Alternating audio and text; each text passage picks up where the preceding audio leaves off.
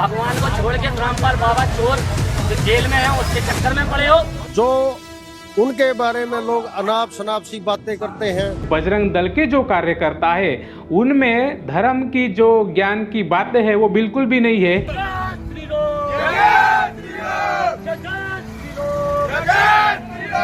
और अभी तो रुको, क्लाइमैक्स अभी बाकी है। बजरंग दल वालों ने हंगामा काट दिया।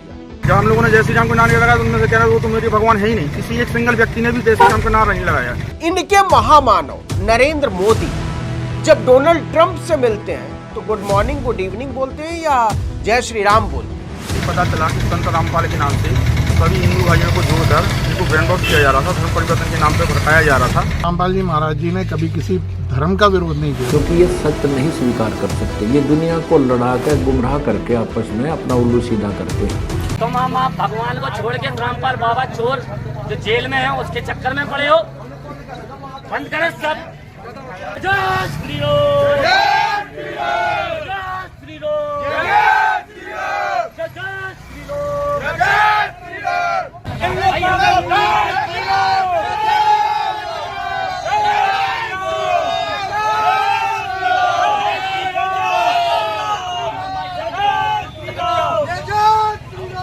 आज लैया पैलेस में किस प्रकार का कार्यक्रम किया जा रहा था, आप लोगों ने किस प्रकार का इसका विरोध किया? जैसे ही पता चला कि संत रामपाल के नाम से सभी हिंदू भाइयों को जोड़कर इनको ब्रेन वॉश किया जा रहा था, धर्म परिवर्तन के नाम पर भड़काया जा रहा था, तो जैसे ही पता चला तो सारे हिंदू सनातनी इकट्ठे हुए और देखा कि वहाँ पर जैसी गतिविधियाँ हो रही थी तो पुलिस प्रशासन को सूचना भी दी, लोगों से भी पूछा, लोगों ने बताया भी है कि मुझे तो जबरदस्ती थोड़ा चिल्लाया तो मुझे कुछ मालूम ही नहीं है। अच्छा, हमको सिखा रिया है।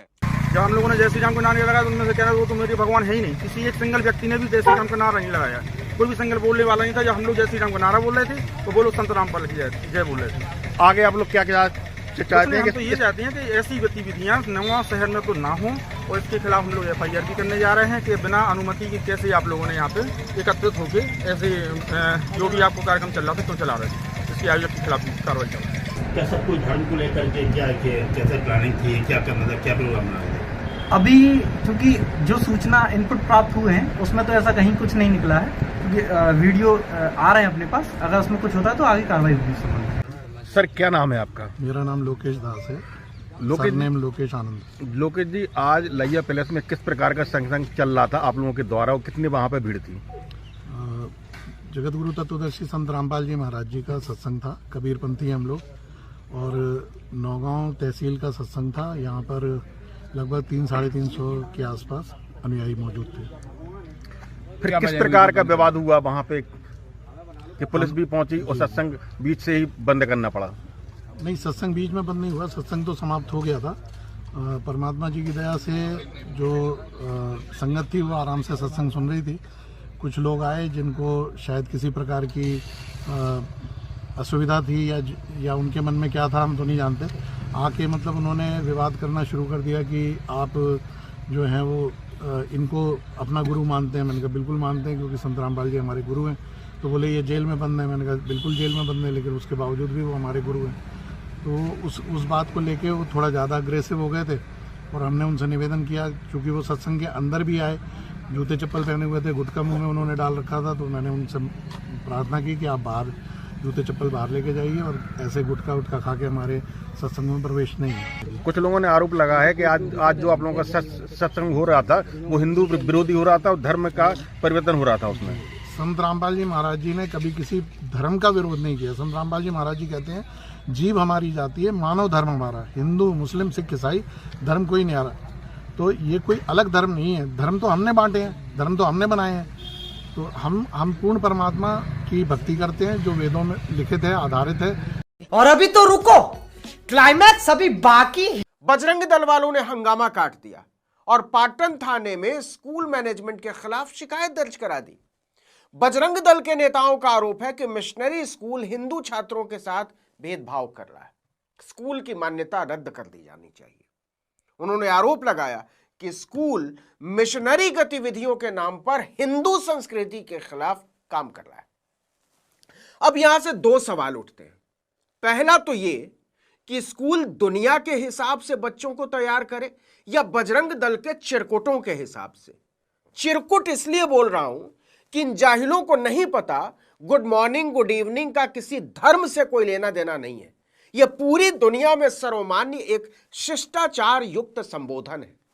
यहीं से दूसरा सवाल निकलता है जो बहुत ही मामूली है। इनके महामानव नरेंद्र मोदी जब डोनाल्ड ट्रंप से मिलते हैं तो गुड मॉर्निंग गुड इवनिंग बोलते हैं या जय श्री राम बोलते हैं?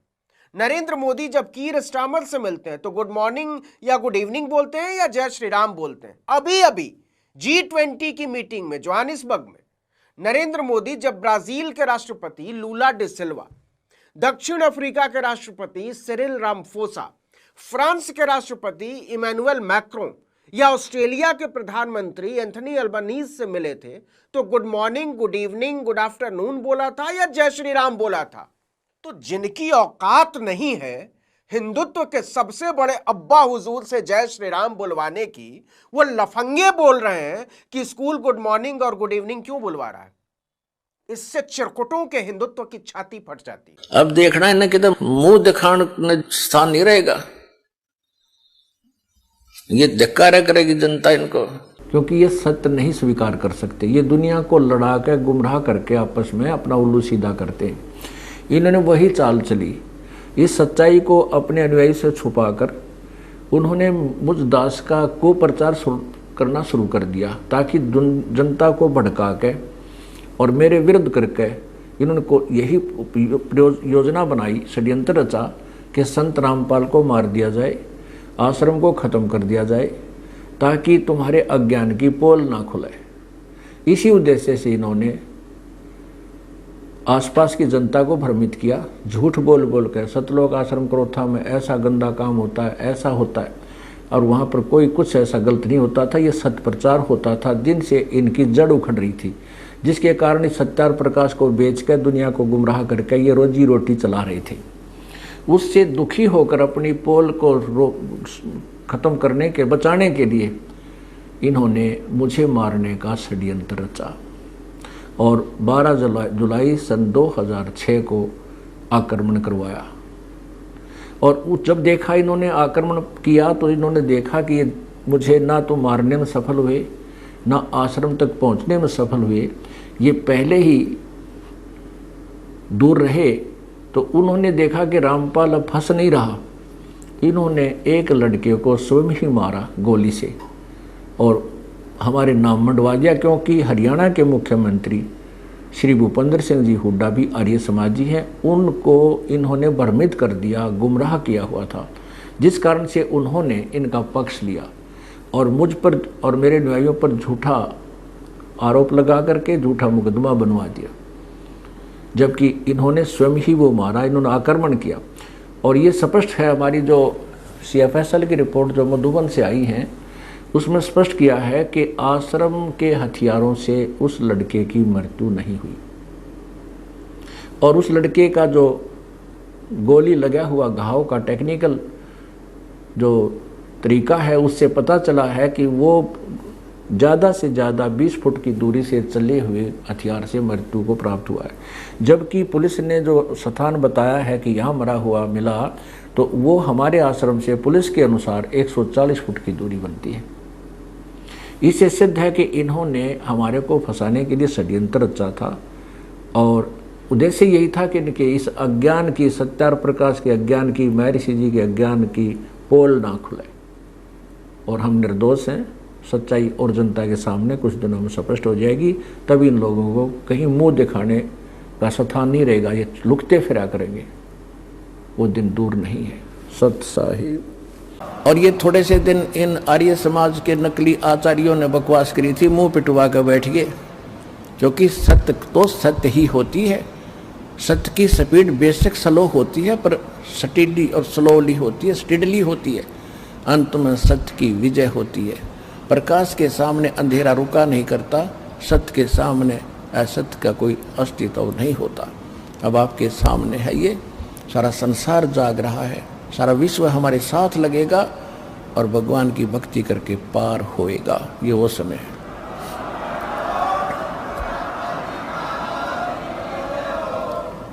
तो कहने का तात्पर्य ये है कि दास ने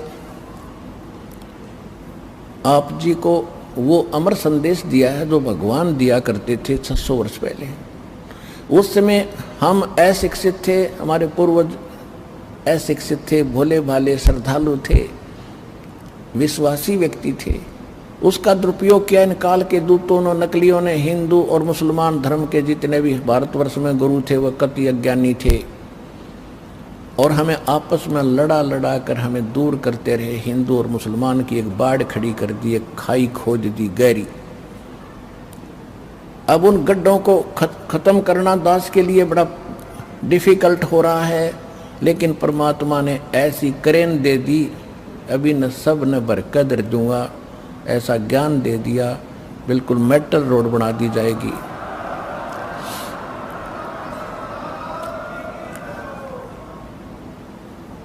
इनको ऐसे सेट कर दिया जाएगा, पूरा विश्व समझेगा कि सचमुच बात तो इन धर्म की सीमाओं से कुछ बाहर है। हमारा धर्म है, जीव हमारी जाति है, मानव धर्म हमारा, हिंदू मुस्लिम सिख ईसाई कोई धर्म नहीं है न्यारा। क्योंकि हम परमात्मा के लिए बढ़ते चले गए, भगवान के लिए हम विभाजित होते चले गए। जिसने जैसा भी ज्ञान दिया हम उनके पीछे लग गए, परमात्मा के लिए तड़प रहे हैं। अब हम परमात्मा ने सबसे पहले शिक्षित किए और ऐसे इंस्ट्रूमेंट दे दिए, ये मनुष्य नहीं बना सकता, ये याद रख लेना।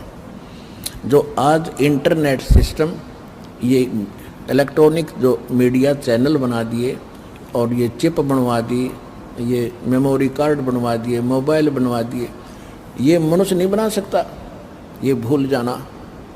ये कबीर भगवान ने दी बुद्धि से ये जीव कुछ कर रहा है, वो करवाता तो इन्हीं से। अब इसी से आप अंदाज़ा लगा लो, हमारे सदग्रंथ पवित्र वेद, पवित्र श्रीमद् भगवद गीता, पवित्र पुराण, ये यहीं पर थे। और हिंदू धर्म के जो माने जाने वाले ऋषि महर्षि सतयुग से लेकर आज तक इनको कंठस्थ भी याद कर रहे थे, इनको पढ़ भी रहे थे, पर ये समझ नहीं सके इसका रहस्य क्या है। तो उनकी बुद्धि जीव सत्र की थी। अरिदास को परमात्मा ने बुद्धि दी, कबीर भगवान की दी बुद्धि से इस दास ने उन्हीं सदग्रंथों को निष्कर्ष निकाल के आपके रूबरू कर दिया।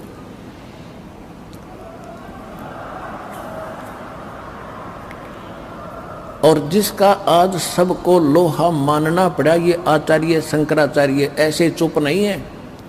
इनको पता है कि तुम्हारे पास खख नहीं, और जितने बोलोगे उतने पिटोगे ज्ञान में।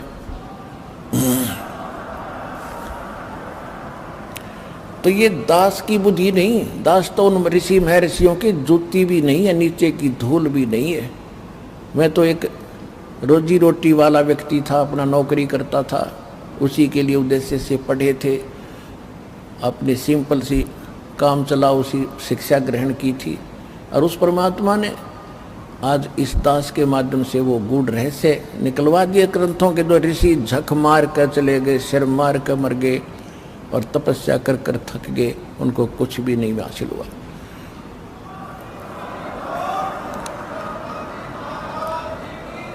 तो यही समझ लेना कि इंटरनेट ये जो भी सिस्टम बनाया गया है, ये परमात्मा कबीर जी ने आपके लिए अपने उन बच्चों से बनवाया है जो वैज्ञानिक उसमें रुचि रखते थे। वो भी उसी के बच्चे हैं, उनको परमात्मा ने आपके लिए ये क्रिया करवाई। तो इसलिए पहले हम अशिक्षित थे, अब शिक्षित हो गए। शिक्षा एक बहुत बड़ा आपके ऊपर अभिशाप बना, क्योंकि हम मर्यादा भूल गए। माया की दौड़ शुरू होगी, इंसानियत खत्म होगी, आपस में प्यार रहा नहीं, व्यवहार ठीक रहा नहीं। तो ये सबसे कमजोरी आ गई समाज में, बहुत घटियापन आ गया हमारे अंदर। अब परमात्मा को मालूम था कि ये एक बार तो बात बिगड़ेगी, लेकिन जब ये ज्ञान समझ में आ जाएगा सुधार लेंगे इनको। अब ज्ञान समझ में आ गया, सुधरते जा रहे हो। सब ने रिश्वत छोड़ दी, बीड़ी छोड़ दी, शराब छोड़ दी, बुरा व्यवहार छोड़ दिया। अब तो हम लूट रहे हैं, किसी को लूट नहीं सकते।